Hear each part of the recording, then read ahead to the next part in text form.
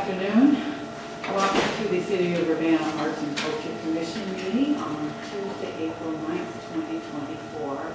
The meeting today is taking place at the Urbana Champaign Independent Media Center on Broadway Avenue in Urbana, Illinois. Our first item on the agenda is a call to order and roll call. Lori Fuller, Present. Alicia Rodriguez, Present. Sarah Buckman, Present. Barbara Hedlund, Present. Mark Anthony Macon, Present. Abby Harris, Present. Xander Hazel. Present. The next item on our agenda today is the approval of minutes from previous meetings of March 12th, 2024. Do we have any comments or questions before we have a motion? Motion to approve minutes for March 12th. I'll second. Thank you. All in favor, say aye. Aye. No opposed. Thank you very much. Do you have any additions to the agenda? No additions to the agenda, but we will be rescheduling DJ Silky's presentation for May 14th. Thank you. So that will be, I move to the grant presentation on May 14th. Thank you. Do we have any public input? No public input. Thank you. Well, and because DJ Silky has been rescheduled, we don't have that item on the agenda, but we do have something about a market mural artist selection to discuss. Yes, so I will be giving a short presentation about the market mural that we've mentioned before. We'll be going over the 3 selected artists that we have recommended for the Arts Commission to choose one artist from. So I'm going to pull that presentation up.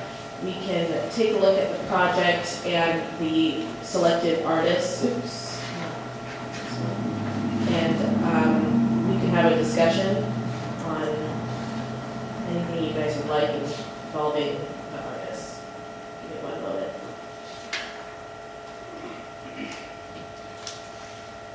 So just to make sure we're on the same page, this is the mural that will be painted on the pavement, right? It's going to be on the ground?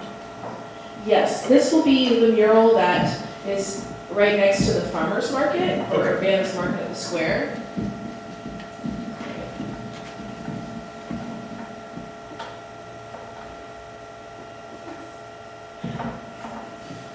There we go. Okay, I got it to work. Okay. So Urbana's Market at the Square, as you all might know, is it has the parking lot for Lincoln Square Mall, and that is the location of the farmer's market. So we will be installing a very large ground mural on the location that's usually where pedestrians are and buskers. So this is I think just over 4,000 square foot mural. I think it's about over 200 feet long and about 24 feet wide. And we've worked with Public Works on getting this approved. We worked with Lincoln Square Mall, property manager Hannah, and she wrote a letter of support. Very excited to be installing this mural. And this was inspired by a Bloomberg asphalt art grant that we applied for. We did not receive it. It's incredibly competitive, but we were super inspired to incorporate a giant mural as part of our public realm study and implementation. So this is a little bit of some other images of the area. I think most of you are probably familiar with this space. These are some examples of other communities that have gotten this grant or have done ground murals to create kind of like a cultural hub.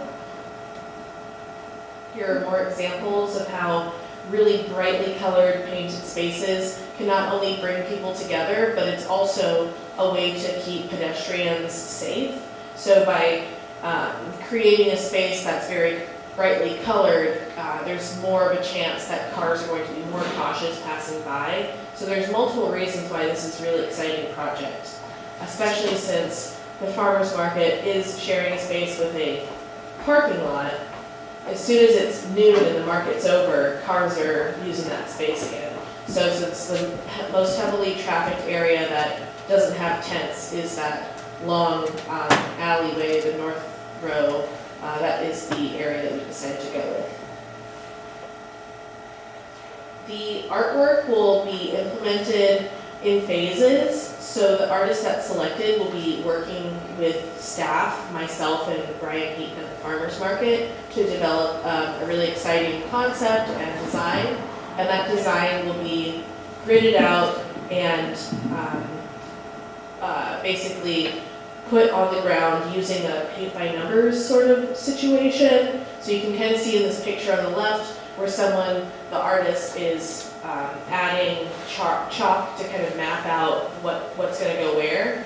And then the community or volunteers, in our case, we're going to open it up to the community, open it up to a group of volunteers who want to be a part of it, can come in and work with the artist and staff to fill in the paint by numbers and finish up the mural. So just a little bit of information. The artist honorarium is $5,000 for the complete design, prepping and laying out of the design at the location, and co-management of the volunteer team during the mural installation, alongside the UAC specialists. So they'll be working directly with me to come up with a plan and work with volunteers on implementing the mural. Over 25 submissions were submitted. So we were able to see 25 different portfolios of artists locally, within the state, nationally, and internationally, which is super exciting. I think this is a really great opportunity for anyone to be able to transform a space like a parking lot. That's, I think it's a really great opportunity for the community to also engage with an artist, either a local artist or someone who's a guest artist from a totally different part of the world. So the installation will begin in June. This will most likely happen starting mid-June and end in the end of June, weather permitting, of course. So 3 artists were pre-qualified and selected by a small committee, and we have then brought the recommendations for those artists to you. And we would like you to make a vote on selecting artists that will be able to join me and the other staff to get this project going. So I will start with the first person. Jose Vasquez is a local artist, and these are some of the other works that he has done. And there's that attachment that you guys have in your packet, and that has each of the artists' portfolio images.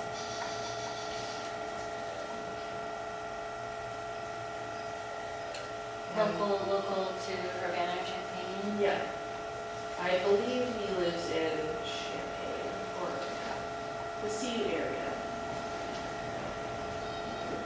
Pipo Zuniga is a Spanish artist from Barcelona with work that's also large scale, not local.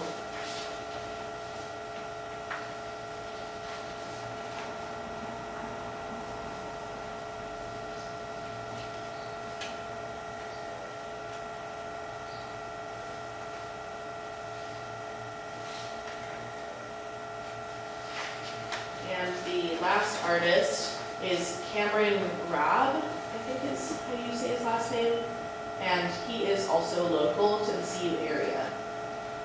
All of these muralists have a lot of experience. Some have more experience than others in terms of how many murals they've done. I think that any of them would be really amazing artists to be a part of this. I think that when thinking about the different artists, it's good to know that they will need to be working with the community. They'll probably have other artists be helping them with the volunteer team. So being able to, work with others and share their experience with other artists. Also being able to use their artistic style and put that into a paint by numbers sort of model for of the design. So totally up to you guys on how you would like to start the discussion, but I can I'll leave this page up and you can use your own packets to kind of flip through the artists. 2 questions. Here.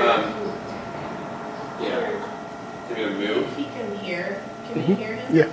Okay. Okay. 2 questions. The first one is, in the application process, did they have to submit a plan for community involvement, or was that just an expectation that we set up?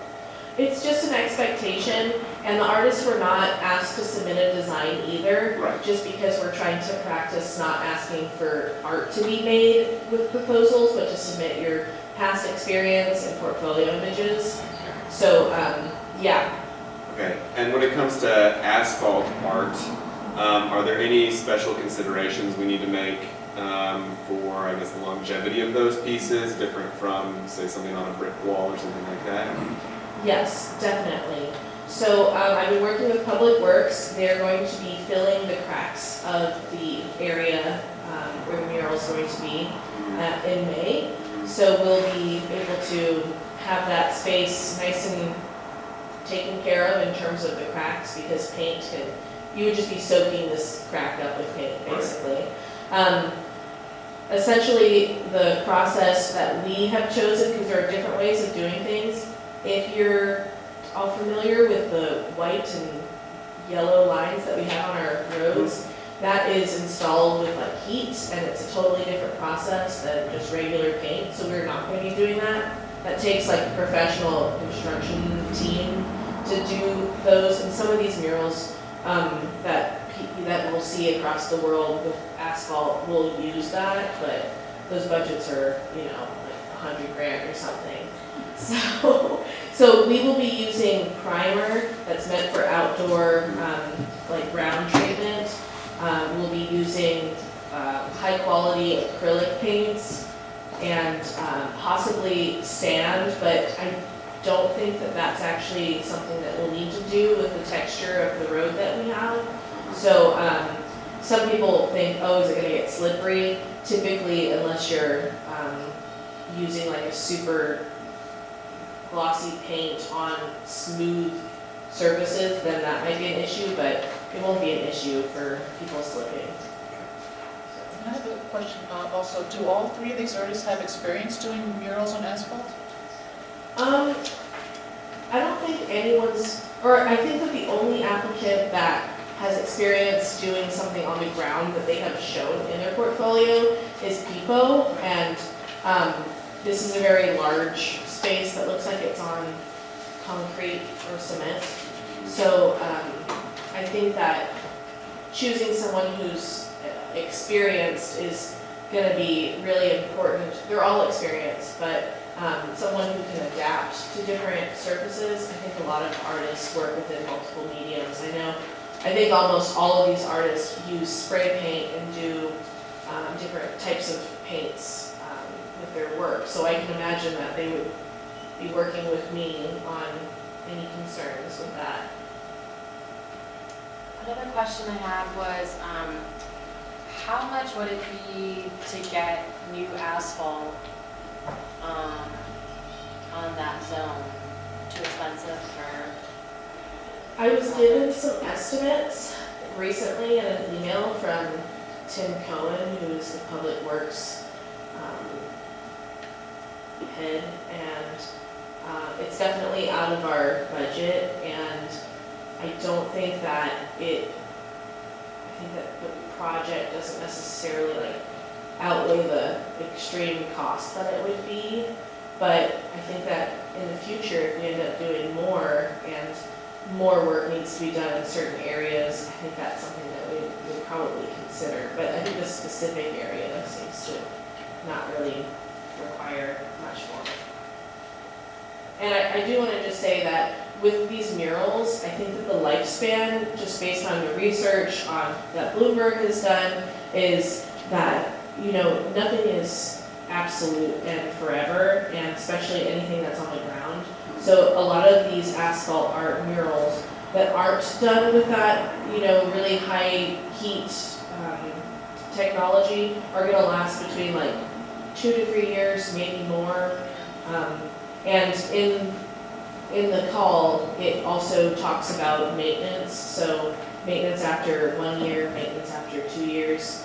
That could be done by the artist, or it could be done by a, subcontracted person, or it could be done by city staff.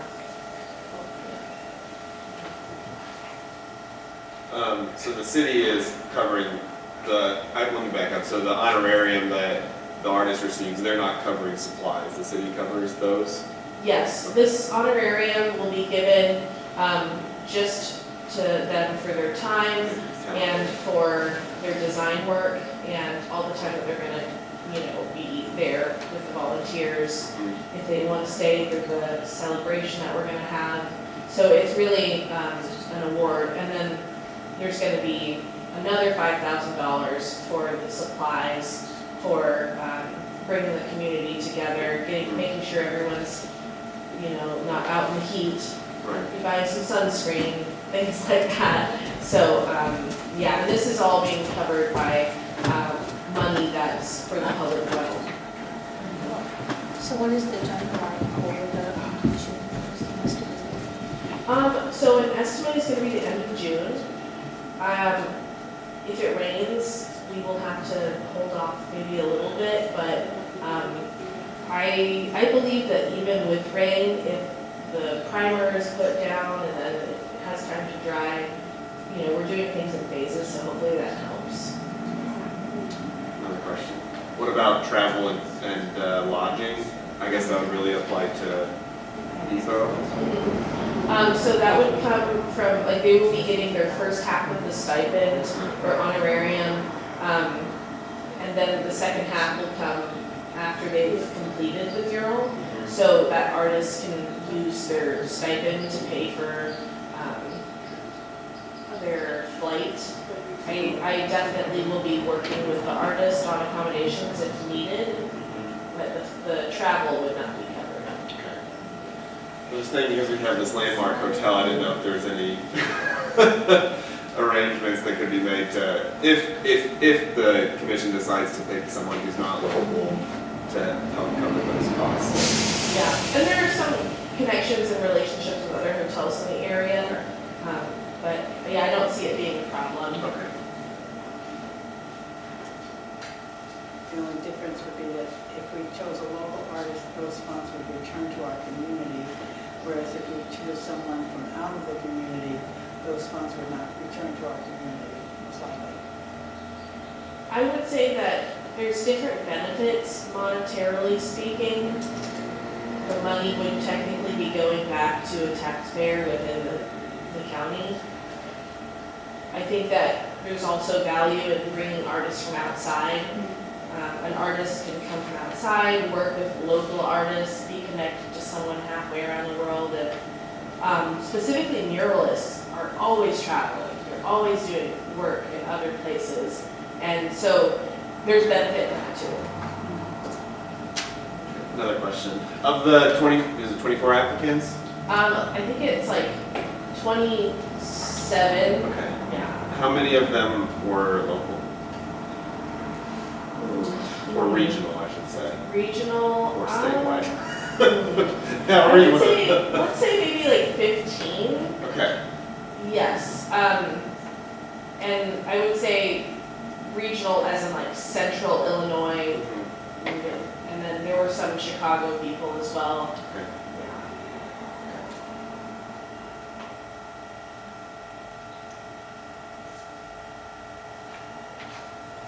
Yeah. Would there be guidelines in terms of like what types of elements that we want incorporated into the design?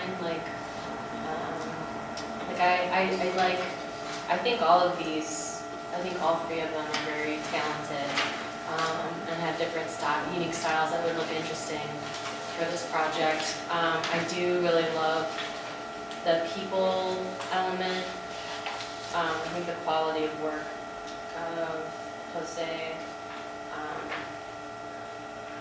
is really interesting and well done. I'm curious about what types of themes that we would have or give to the muralist, like what kind of scenes or elements that we would have. I believe the call generally stated that the mural would be capturing sort of the essence of Urbana.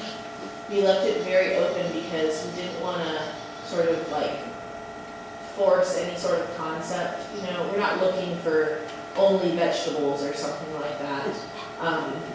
And you know, if someone wanted to come up with a really interesting geometric, abstract piece, they could. And we have it, the committee that is made of city staff and the Lincoln Square Mall property manager, decided that we're really interested in just seeing what artists are going to offer, but we are going to be meeting with them to go over their initial concept idea and then also their first draft of the design. So we have opportunity to kind of like steer a direction if need be. And of course, we want things to be family friendly in terms of like appropriate for all ages and public to enjoy it.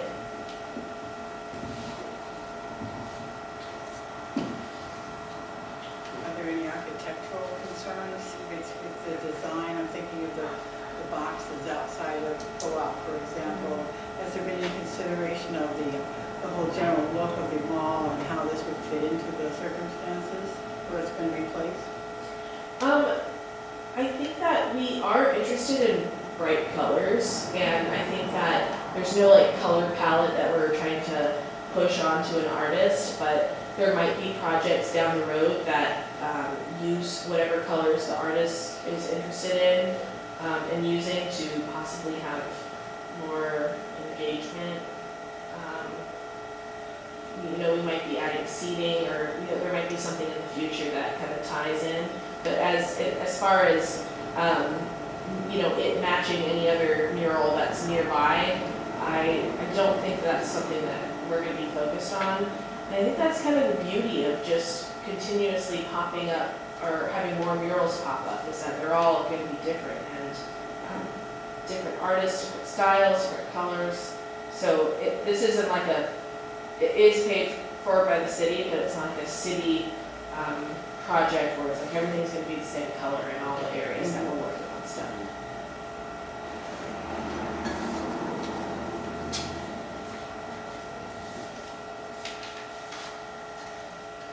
Any more discussion? So what's our next step then, at this moment? So the next step would be for someone to make a motion on moving one of the artists forward as a finalist. And more discussion can continue. Like if anyone wants to just start going down the line and saying what you're feeling, I think that might be the best thing to do possibly. So actually, I have one more question. yeah, go for it. Sorry, it was raised before that, you know, Jose Vasquez's is really nice with all the realistic images of people. I'm wondering, practically speaking, to be able to do that on the ground versus on the wall is different, right? So if we did like him because of his style, is this style doable on the ground? Yeah, wow. And a follow-up to that that's related, I want to just kind of add as we're considering this is, you know, with such a realistic style of both Jose and Pico really, I feel like, how do you paint by number something like that? I mean, that might add a challenge really for everyone that's executing. So we just want to keep that in mind. Is there any public input required? And once we make a choice, do we have to involve any kind of public input? No. Yeah, this is a great example of what the Arts Commission gets to sort of put their say in when it comes to installing public art. And this is a really great opportunity for you all to spend time discussing and making more points as to who you would like to select. But yes, after someone makes a motion, you can second it, have a vote, and then that will be the artist. I did want to suggest possibly having runner-up or having a first choice, second, third choice, Mhm. just in case anything happens. So, but I would say, like, keep that in mind, but definitely we can start with who we would like to select as the first choice. I'd like to make a motion for Cameron, and the reason why is I love the community part of this project, and I feel like this would be more community friendly to paint, especially when you're doing like a paint by number type activity.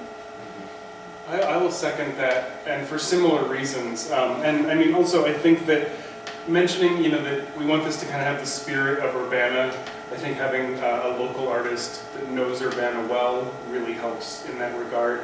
And, while I'm sure we won't be doing exactly these designs, I can see this being a very kind of Urbana kind of vibe that would go with that.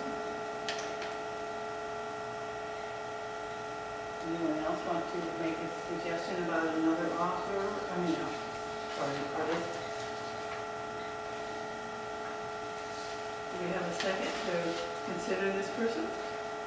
So I think that Lori made a motion, Mark Anthony seconded the motion.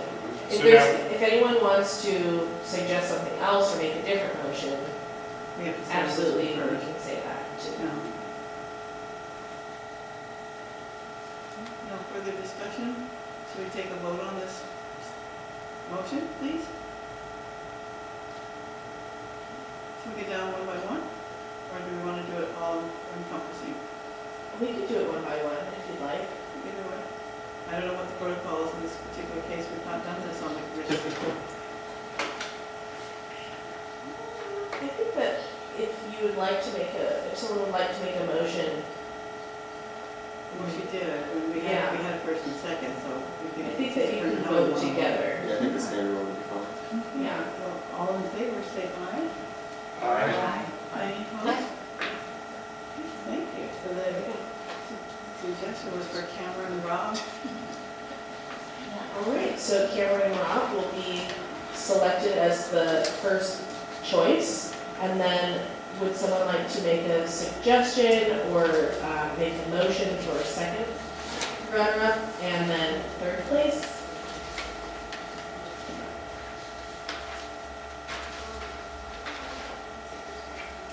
I'm the motion for Pico Sunita for the second place.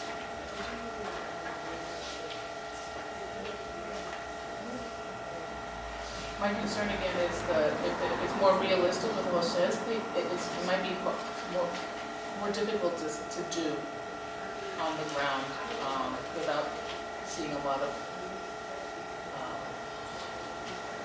for it not to look as good as it could look on the wall. I just say that. Yeah, I second that. I think it could be really interesting to have like an international muralist, and all of the examples that people submitted was all large scale. Like one of them is an apartment built side of an apartment, and the other's a parking lot, sides of buildings. That could be important when we're thinking of scale. I do also like the designs of Jose, and I like that he's local. But it's, I'm agree with that. Any further comment on this discussion on this artist? So do we have a motion for this artist then, for Pico Zuniga? Second. All in favor, say aye. Okay, I just want to go back a little bit. I thought that you maybe previously made a motion, and then did you second it already? oh yes, I can, sorry. Okay, just wanted to check. So I guess Okay, and then, to have those people be the second artist. Do we recall that vote? We can start again. Do we need to, let's have a vote on this second artist that has been proposed. All in favor, say aye, please. Aye. Nay, say. The motion will pass.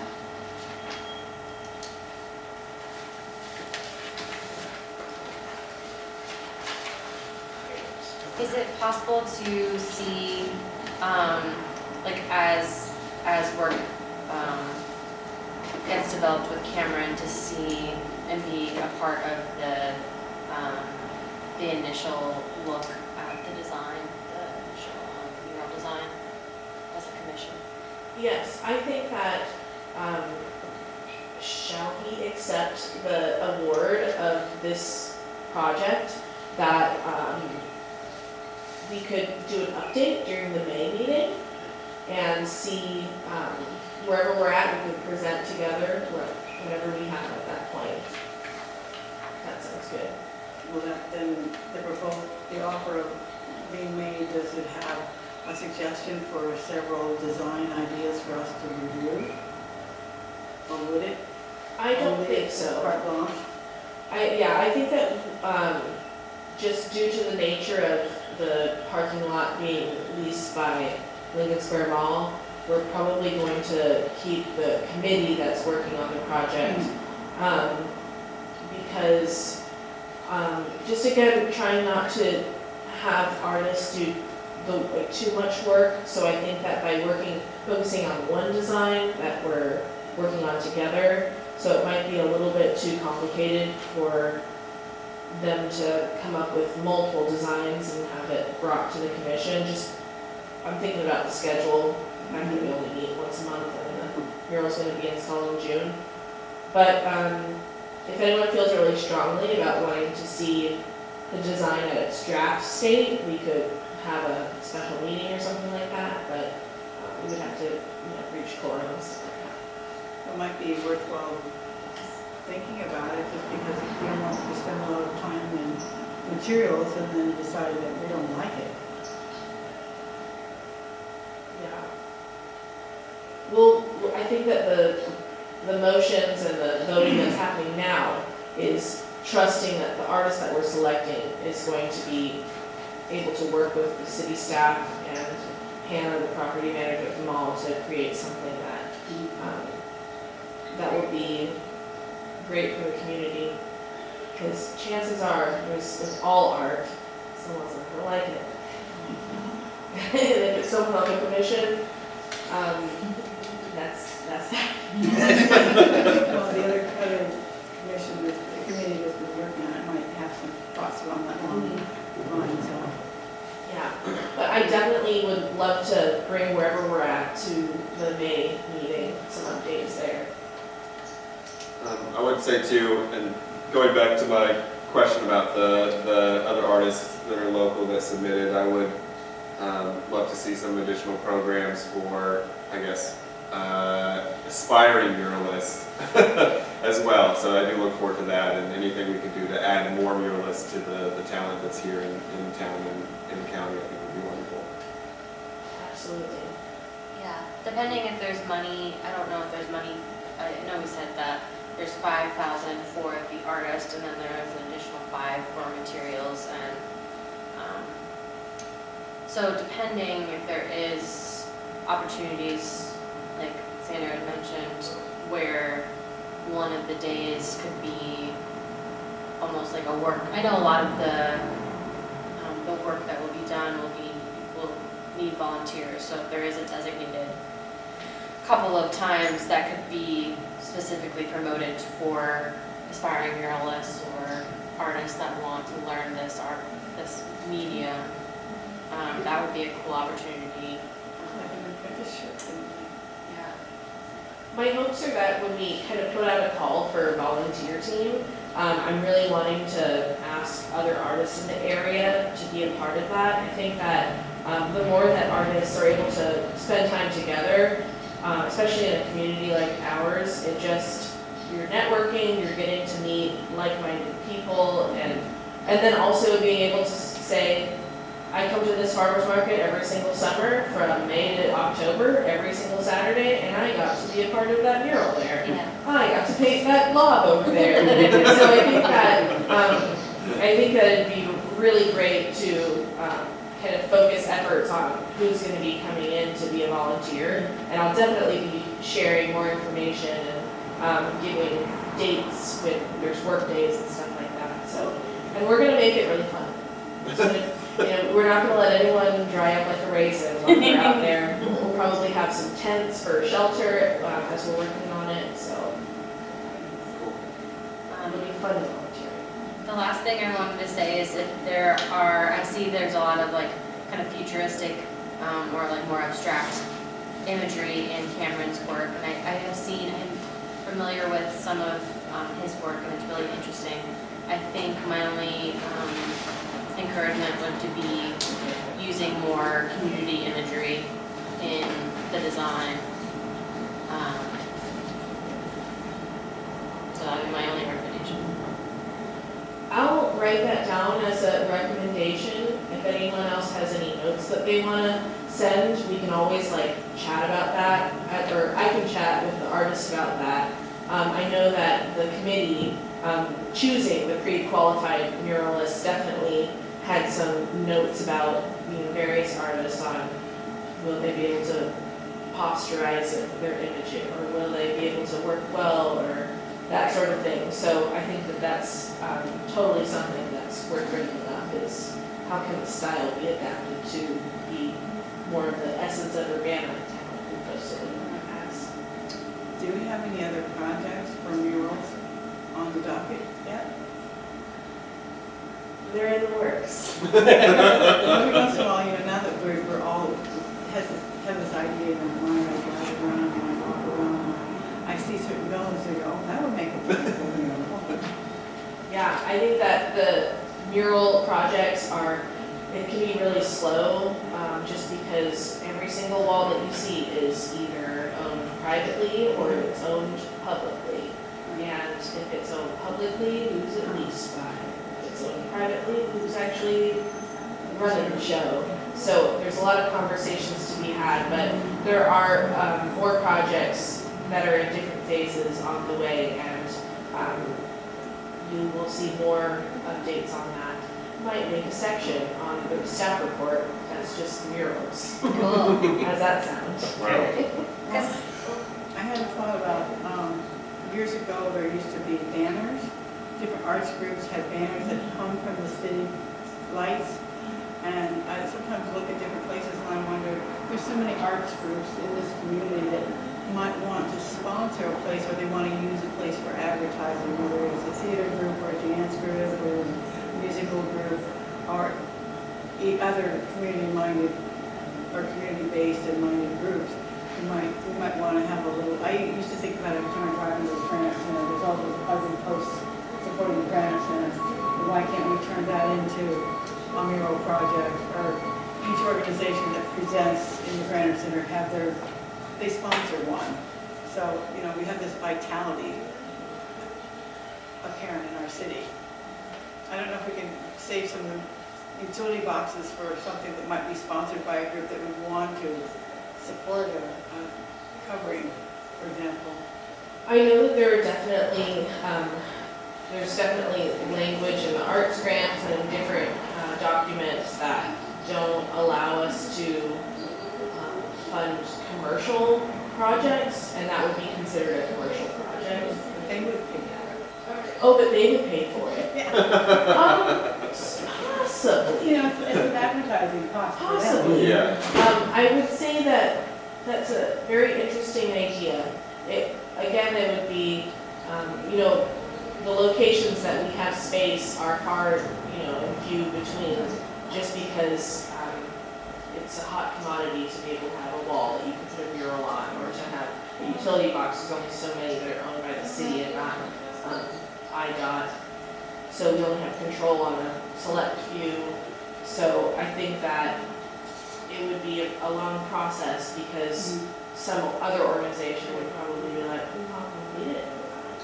Yeah, what an avenue with banners, an avenue with the arts, one of the city designated where, as you're coming into the city, for example, you see it, I mean, I know they have a short shelf life, I believe, because they're blowing in the wind, but, you know, hanging from different poles, so they see all the different arts opportunities that are offered in our community.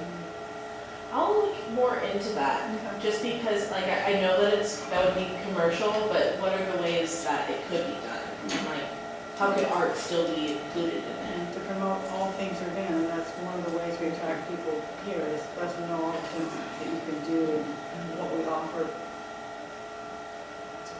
Yeah, I guess it just depends on if commercial speech is allowed in the public rights of way, and that would be a Urbana code issue.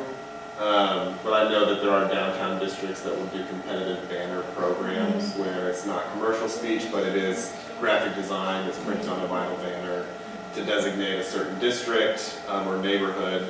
So you could do that, the downtown district, and maybe, the, whatever we call it, the district where Craner Center is, I guess the arts district, so that could be a possibility. Yeah, sidewalk, same idea. Yeah. Or different civic clubs could sponsor a certain area. I'll look more into that. We do have the small banners, but they're like the Art Thrive ones that have artwork on them. And that, I think those were installed maybe like 2 or 3 years ago. They look good. I've been keeping tabs on them. They look okay. But it does make me wonder, like, okay, maybe the next round that we have could be a little bit different. I know there was talk, I think, when they were planning, when there was some like development planning for Green Street on how to get students into downtown. And so they were gonna do, I think they just finished the biking route they redesigned. But I could see like more Art Thrive concepts on Green Street or other avenues to like bring people to Urbana. Even if it wasn't, even if it, we refused to have special logos or sponsorships on it, I think people would still potentially buy in. I believe there are some wayfinding projects that were considered in the public realm study, so that might be something that comes about considering it was in the study. But I think that signs and wayfinding can be a great way to direct traffic specifically, because you can live in a town for a decade or two and never know that there was that thing around the corner, because you just never go that way unless you're walking literally everywhere. So, cool. Well, does anyone have any other comments about the market mural project?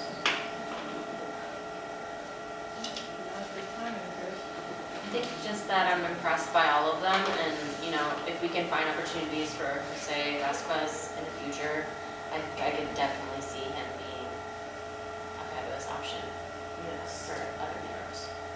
Well, just a little name dropping for Jose. He's one of the 6 artists that's going to have the painted wooden installations in Boneyard Creek during the Boneyard Arts Festival. So it's, I'll tell you more about it in my staff report later on. But if you do want to see more of his work, that'll be something coming up this weekend.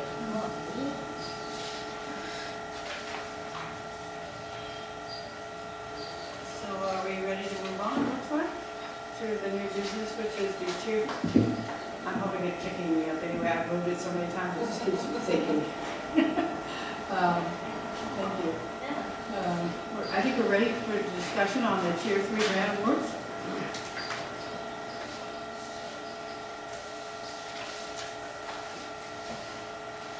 All right, so moving right along, the jury for the Urbana Arts Grants for 2024 did a fabulous job on scoring so many applications.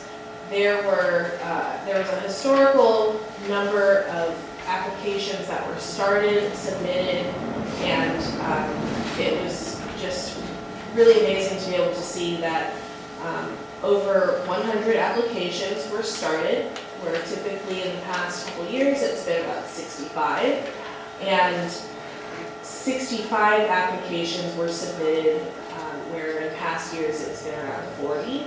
So this is really exciting. We have a huge amount of new applicants that have learned about the arts grants and submitted and put their hat into the ring, or their name into the hat, and it's really exciting stuff.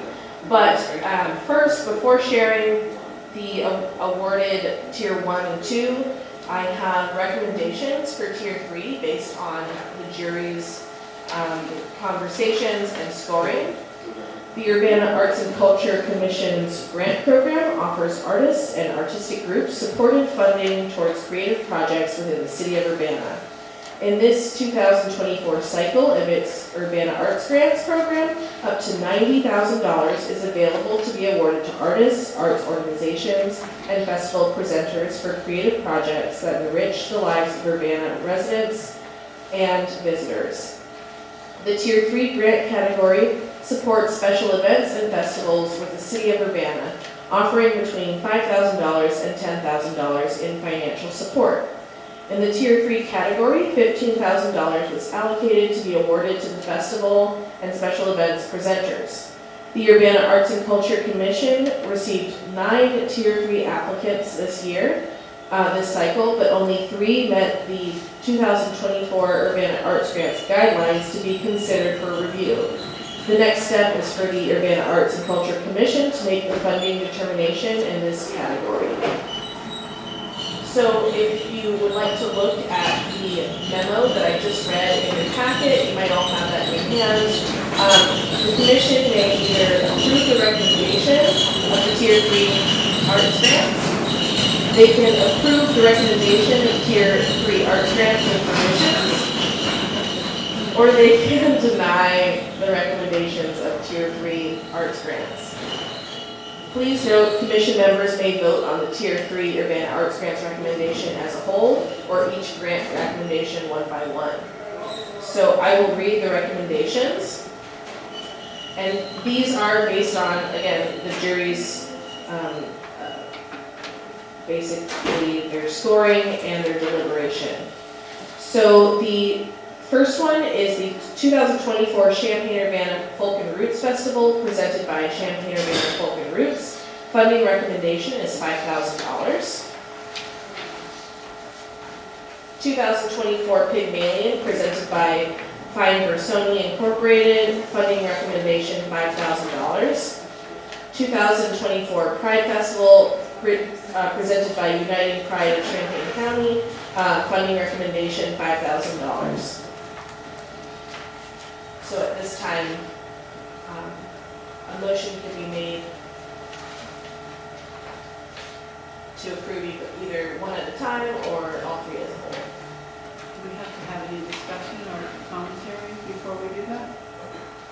If you'd like to have Do we need discussion. Do we need to? I just have one question. For all 3 applicants, was 5,000 what they asked for, or was that what the recommendation is? That was the recommendation. Okay. But according to the eligibility, you can do 5,000 to 10,000, right?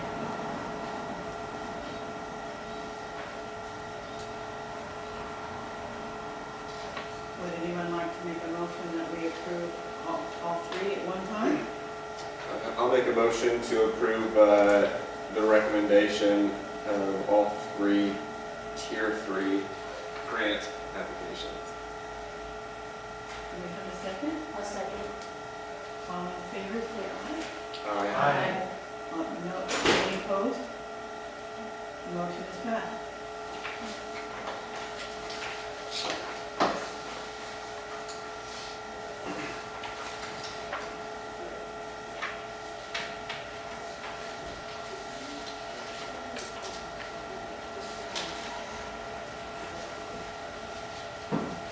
So are we going in numerical order, or do we have to jump around at all? For the staff report? Do we have to vote on any of the other recommendations? No. No, I'll be giving you a staff report and I will go through those. But there are a couple other, I think there's one thing first. I was just gonna ask Sarah for any updates on poet laureate, if there are any. The only update is it was a great time at Gallery Art Bar for Ruby Mendenhall, the Poet Laureate's first event, and then I was just gonna share info really quick to save the date. Sorry, I'm just needing the event details really quick, but yeah, save the date for Sunday, May 5th. At 1 p.m. thanks to Spurlock Museum of World Cultures, they are hosting another poet laureate celebration in honor of Ruby Mendenhall, but also they've got so many great things planned. So it's a 3-hour event starting at 1, so 1 to 4 at Spurlock on Sunday, May 5th. So there'll be poetry, performances, spoken word, music, art, there'll also be snacks. And then Spurlock really was hoping to encourage more youth poets and aspiring poets. So a part of the celebration will also be a poetry writing workshop led by Ruby Mendenhall. And they particularly are encouraging 12 years old and up, and particularly asking teachers and parents, do you have a child just dying to express themselves? This is the event for them. And then I believe the program, an event is partially sponsored by a grant from the Illinois Arts Council agency. So I think it'll be a really cool event with poetry performances, but also opportunity to learn and do hands-on writing. So I think it'll be fun. You're a wonderful host, Leslie. Yeah. So thanks again to Spurlock for that. Okay, thanks, Sarah. Next on the staff report, I will be sharing the Tier 1 and Tier 2 award grantees, and just giving a little bit of information on the award amount that they got and some of the information on what they'll be doing. So for Tier 1, in the category of music, I'm going to close that window. I was gonna say, do you want us to do that?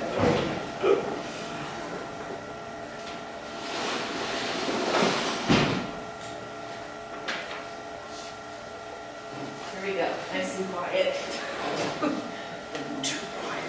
All right. So Tier 1, music, we have Girls Rock Champaign Urbana, the showcase for $2,750. An all-day event including a week-long summer camp with a DJ, all femme identifying art vendors and creators, and the 2024 camp showcase featuring debut performances to celebrate 3 years of Girls Rock. Bridging the Blues by the Illini Swing Society for $2,000. Guest instructor Kenneth Shipp will be joining the community to teach the history of the blues, its associated dances, and its relationship to the African American community. All Score Urbana, music and dance for $1,975. Workshops and concerts of new work connecting composers, songwriters, performers, dancers, and choreographers in a series free to the public. BBL Youth Cool Music Festival for $2,999 by the Banks Bridgewater Lewis Fine Arts Academy.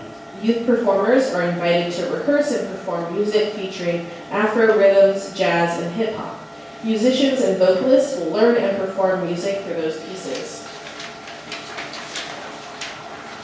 Under visual arts for Tier 1, we have My House, Your House, $2,999. This project is by Monica Andino, a series of narrative illustrations depicting the domestic lives of children who have immigrated to Urbana, Illinois.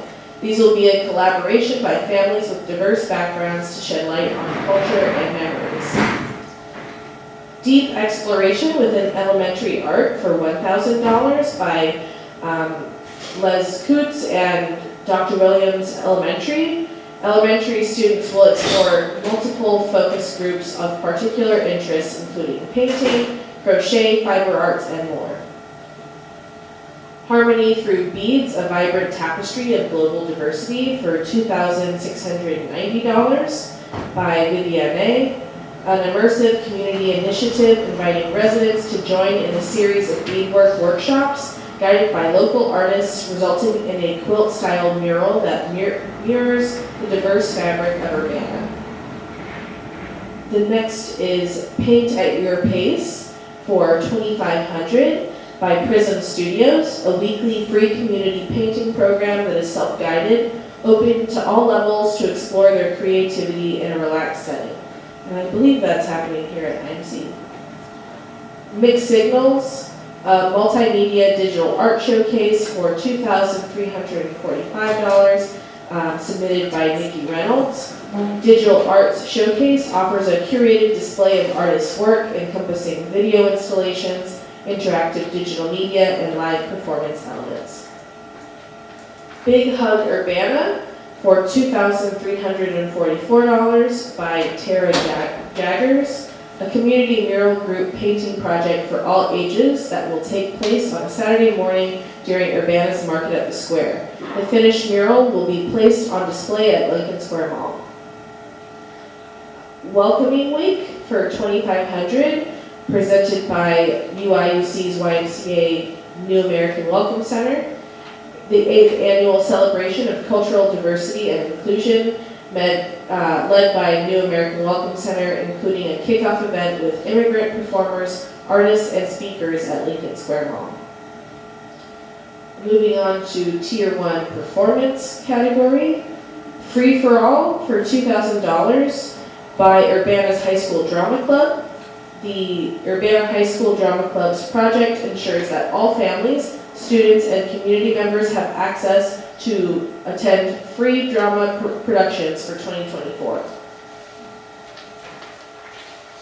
For the culinary art category, a taste of India culinary arts classes or art class for $1,800 by Common Grounds Food Co-op.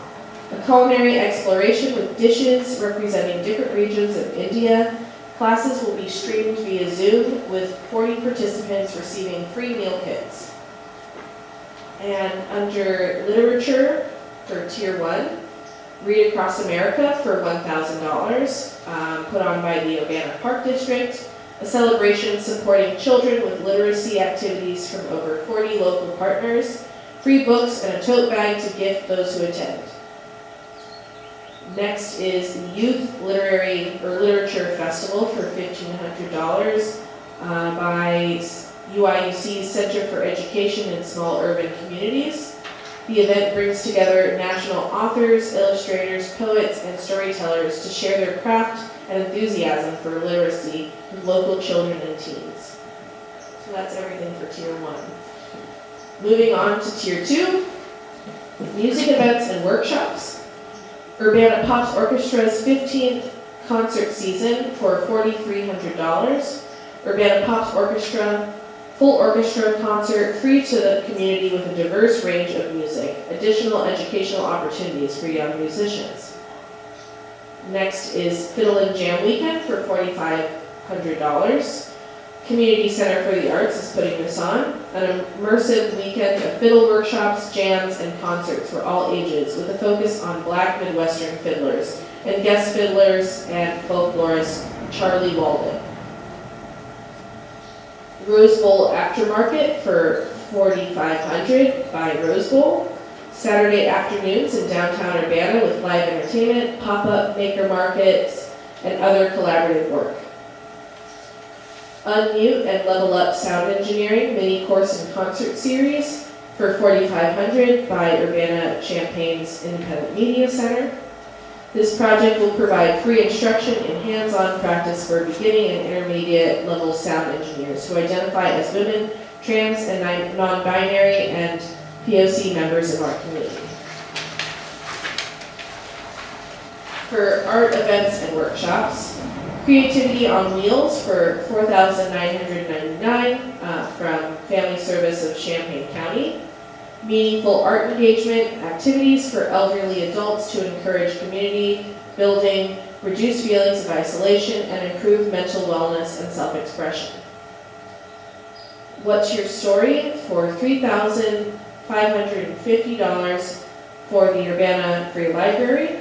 The library will host 3 artist residents for month-long residencies. Each artist will develop workshops for all ages on the theme of personal storytelling through visual arts. Birth Meets Art Workshop Series for $4,500. BIPOC for Better Birth. 1-hour workshop series that pair birth education topics with art projects open to those who identify as people of color and who are either planning conception, expecting parents, current parents, or those interested in birth work. Art Lab, creating a conversation between art and science for $3,000. Carl R. Moon's Institute for Genomic Biology. Quarterly workshops for adults and children and the community that explore scientific concepts through creative expression. Artistic works will be celebrated at the end with an art show.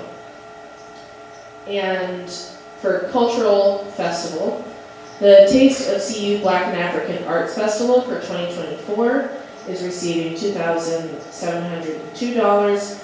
This is CU Black and African Arts Festival putting this on.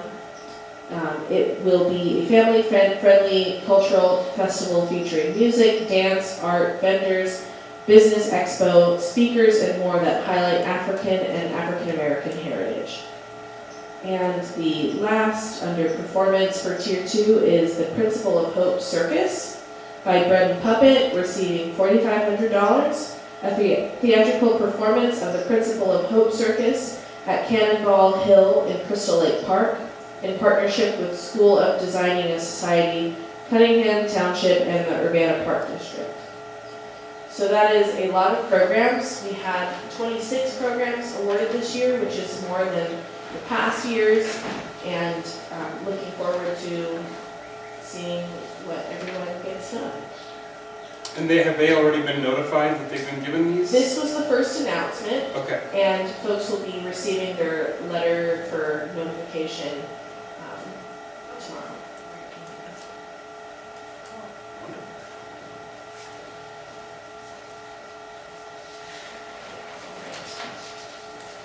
And I just had a couple of updates for 40 North. Just that Boneyard Arts Festival is happening this weekend. There are so many venues having awesome art and so many artists. I am not sure if they've announced or put up their official list of all the venues and all the artists yet on their website, but that's probably happening in the next couple of days. I did just want to plug some things that are happening specifically in partnership with Urbana Arts and Culture. The CU BIPOC Artist Collective Show, which I gave a little flyer for everyone, that's happening at the Urbana Free Library this Friday from 4 to 5:30. Okay, this is the wrong thing there. But it's going to be a small art reception at the library. There'll be snacks and some beverages. I think a little bit of discussion on the collective and some of the future events that are happening, but all are welcome to this event. It's going to be really fun to check out the art, but the show will be up until June 30th if you can't make it, because there's so many things going on this weekend. And then, like I mentioned earlier tonight, Flowing Connections is the installation art walk at the Boneyard Creek Crossing with 6 artists. Jose Vasquez, Acme Nadir, Tara Jaggers, Nikki Reynolds, and I believe Joe Urban is also a part of that. So it's going to be really fun. It'll be a great time to just kind of walk through Boneyard Creek and just see some weird art in nature. Yes. And if anyone else has anything that they'd like to share, if they're in an event or a show coming up for Boneyard, have at it. Anyone want to? We have about, I think, 60 or 65 artists at the former location of Habitat for Humanity Restore. So it's like 2 or 3 floors full of artists and a wide variety of artists represented there. And I know that Gallery Art Bar also has, I think, maybe 5 or 6 artists exhibiting there. And really, I think if you were to just walk around downtown Urbana during Boneyard, you would not be able to stop yourself from tripping over art. I think there's going to be a lot of it. It looks great. I think 40 North has said something along the lines of, like, I think they said something like 60 new venues, 20 to 60 new venues, I think, this year compared to last year that they had to reformat. And I just looked, and they do have the venues and times listed on their their website, but also I'm checking Facebook right now. So you're welcome to take a look. They have it divided based on Champaign, Urbana, and then out and about in other areas. So I would definitely recommend. And then Common Ground just installed, is partnered up with Cranard Art Museum. Cranard Art Museum has been working with Booker T. Washington's 5th grade students, and so they've showcased their calligraph artwork and prints from about 60 of the 5th grade students that they work with, so they're welcome to take a look there.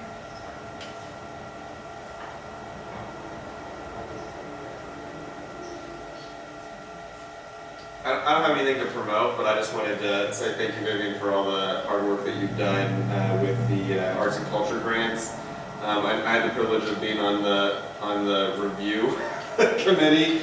I think to go through all the tier 1 and then also make the final decision was about 7 hours of work in total. But you also did a lot behind the scenes, making sure funding was coming from the right pots of money, TIF district or the general fund. So thanks for all the hard work. Yes, thank you. And thank you to everyone who was a part of that, because it's, there's so many amazing projects that happen in this area, and they can't all be funded, but it's really exciting to see that a grant is getting more competitive. It means more people are interested. So in past years, maybe 50% of projects were funded, and this year it's about 33%. So I think it's really exciting that people are really trying to make efforts to get more funding for their projects. If there is a way that we could designate like a portion of a meeting this year to discuss like how the commission can source more funds for grants, or analyze like ways that the commission can help with increasing funding for next year, that might be an avenue to consider as a group, like how the commission can, depending on if there's grants or recommendations that we can make to city council in terms of like city budgets, allotting more funding. That might be something that we could consider this year. Yeah, I think that if there's another meeting where we have everyone who's present, I think that would be a great opportunity to discuss openly more about just thoughts on that. And I'll see what we can do in terms of where that information goes. About the city development team, do they have any input would they have any input or suggestions on that? Or connections in some direction that we could investigate? Well, Urbana Arts and Culture is part of community development, which is great, because we're just, we're a good chunk of that department. So I think that if it's something that we are really wanting to, or if you as a commission are really wanting to voice that you're looking for increased funding, then I think we'll have to figure out the right avenue to get that sort of topic on discussion where maybe council can talk about it. Yeah. Probably city council has to approve it. Yeah. But I think it's exciting, so I think the conversation should totally keep going. And, yeah, yay arts grants. It'll be really exciting to see what's going on. And if you're not already familiar with the Urbana, Illinois.us website, we have a city calendar. There's one that's for meetings where the public can see what official meetings are happening. But there's also an events page, and I've been trying to put like literally whatever's art related. If it's happening at Common Grounds, if it's happening at Gallery Art Bar, and it's relevant to the arts and culture community as a whole. I've really been trying to plug those in. But specifically, I've been plugging in all of the Urbana Arts Grants events that are occurring, and trying to label it as so. So if you're ever on the website and you're just wanting to see like when all of them are happening, you can kind of click through, and I'm going to be listing them with the title, and it will have UAG in there somewhere, so you can know that it's an arts grant event. Would it help when giving the new to the recipients, the grant recipients, but I know that there's typically requirements on letting you know about the upcoming events. Would there be any, is that language already included in terms of like requiring them to give you a certain amount of notice to an event so that we can get it out? That language is not part of their orientation packet, but it should be, and it's something that I've been editing just this past year, and I think that, it might be on there now since I've been editing it, but the more that people can share flyers and Facebook event pages, the more people know about it and come to those events. And the sooner it happens, the more people show up. And I think that if anyone else, I know in this room definitely is involved with like posting events and seeing analytics for who's going to what, you can definitely see a trend where the earlier you post things, the more times people are seeing things on social media, and the more that they'll be likely to add that on their physical calendar, on the refrigerator or whatever planner that they have, so. Do we ever post anything on the Illinois Arts Council sites? So we don't, but I share when certain things are happening. I'll do press releases and they're on that list.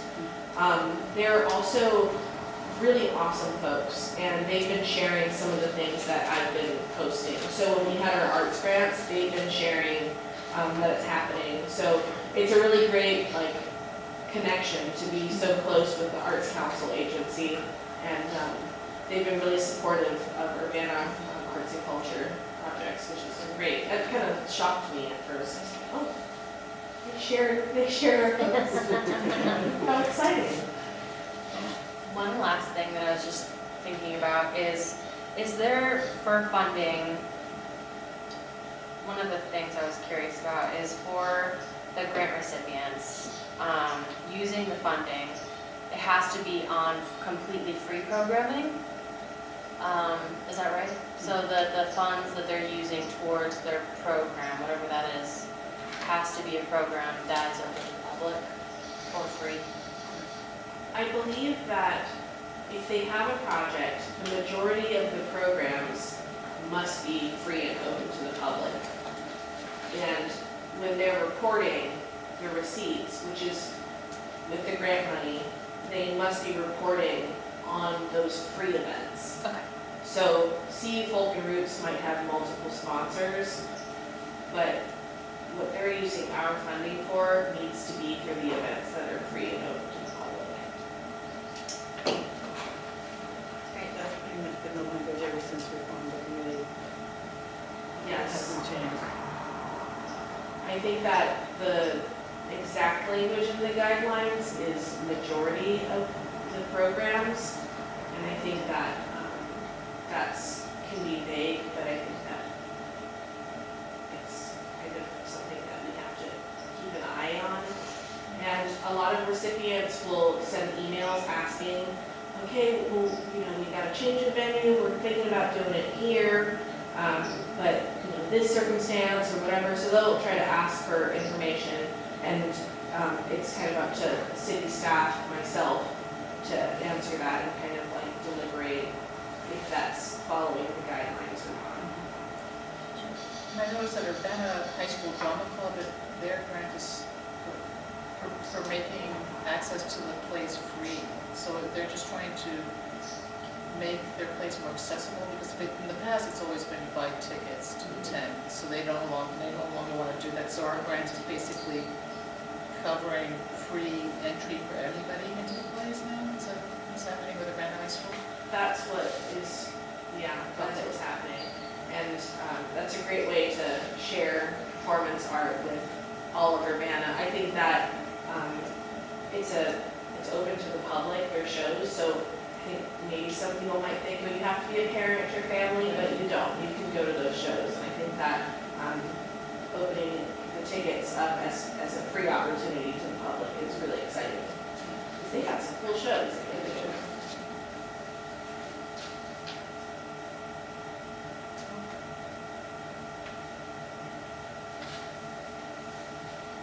have any other, it appears that we might be done with this item, and we can just explore, as anyone would like to share any announcements with the commission and with our community?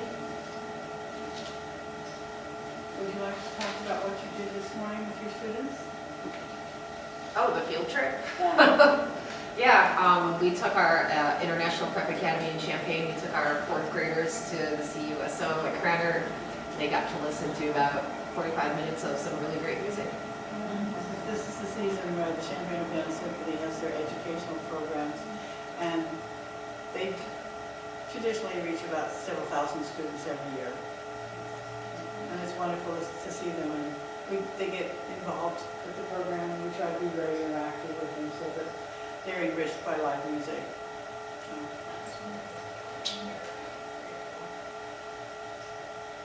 Do we have a motion to adjourn today's meeting now that all the matters have been discussed for today? And a motion to adjourn? Do we have a second? I'll second. All in favor, say aye, please. Aye. Any opposition? No. Thank you all.